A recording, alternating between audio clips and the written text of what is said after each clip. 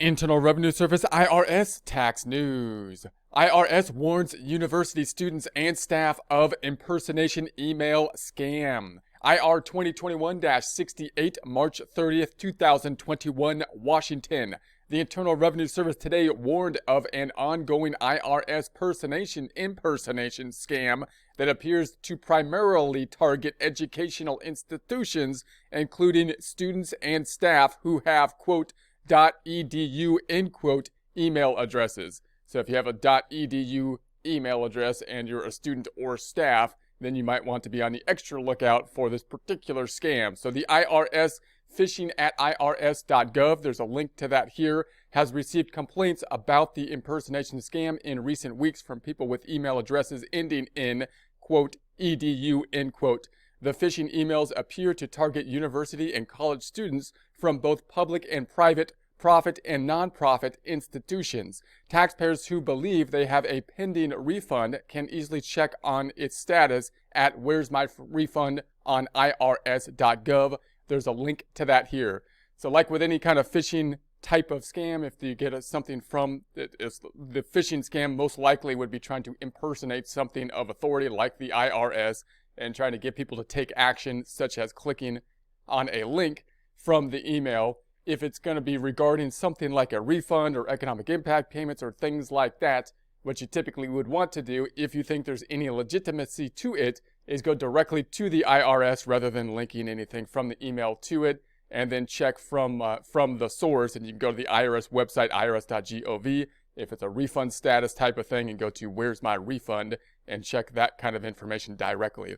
The suspect emails display the IRS logo and use various subject lines such as, quote, tax refund payment, end quote, or, quote, recalculation of your tax refund payment, end quote. It asks people to click a link and submit a form to claim their refund. So clearly they're trying to say, hey, that people want their refund.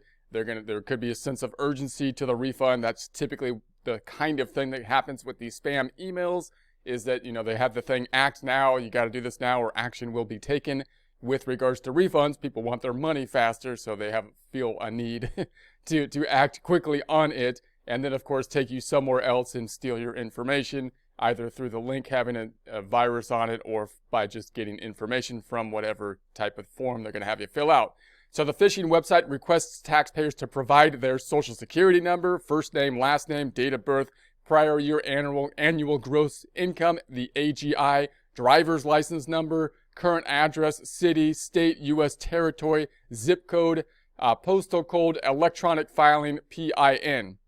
So a lot of types of information that you don't want to be giving out to people, obviously. They can use that for various types of things, such as filing fraudulent tax returns among them.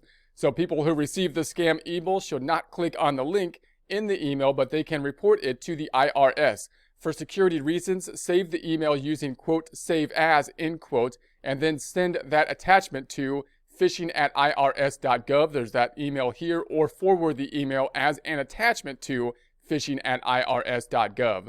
The Treasury Inspector General for Tax Administration, the TIGTA, and IRS Criminal Investigation have been notified. Taxpayers who believe they may have provided identity thieves with this information should consider immediately obtaining an identity protection PIN.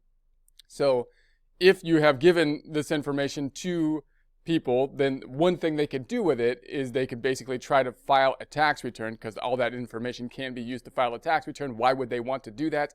If they impersonate you for a tax return, then they might be able to get access to these refundable credits, which can be quite large these days, which is like an earned income tax credit and possibly a child tax credit, if those would be applicable. So they may try to file a tax return before you file the tax return, and then when you file the tax return, you won't be able to because someone else did it with your social security number, and then it becomes a big thing.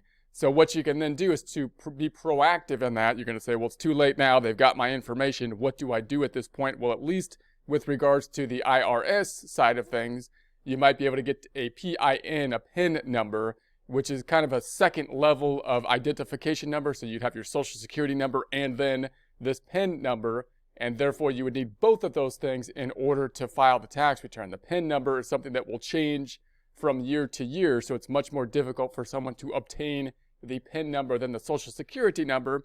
This might be something that people want to consider even if, they haven't dealt with this scamming email, because obviously a lot of our information is out there. If it's, our Social Security numbers, we've had them our entire lives, and now with the internet here, you got to give your Social Security number to financial institutions and so on and so forth.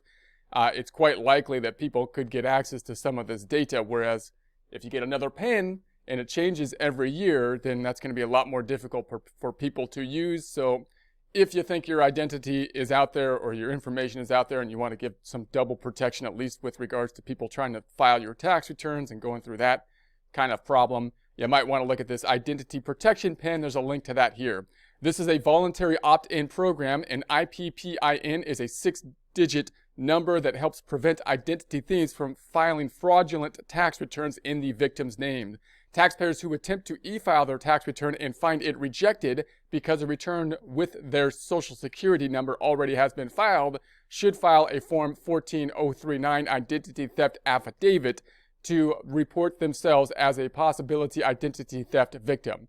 So notice this thing up top. If someone has your information, then you're not, until they actually steal your identity by filing a fraudulent tax return, then you don't typically go directly to the Form 14039 Identity Theft Affidavit. What you would want to do if you think someone has stolen your information with phishing emails or something like that is try to act proactively, report it to the phishing email, of course, and any kind of place that you can report that activity to.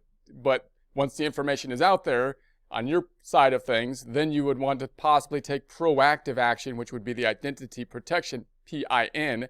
Then if you didn't do that and someone then filed a tax return and you tried to file after that with, say, electronic filing, it bounced back because it's saying that someone else already filed with that Social Security number, then that's when you would want to go to the Form 14039 Identity Theft Affidavit, and that's when you're going to have to go through the process of determining, this double recording and finding the fraud at that point, and then they might give you another PIN and just put you in that PIN program as a precautionary thing going forward, just automatically from that point going forward.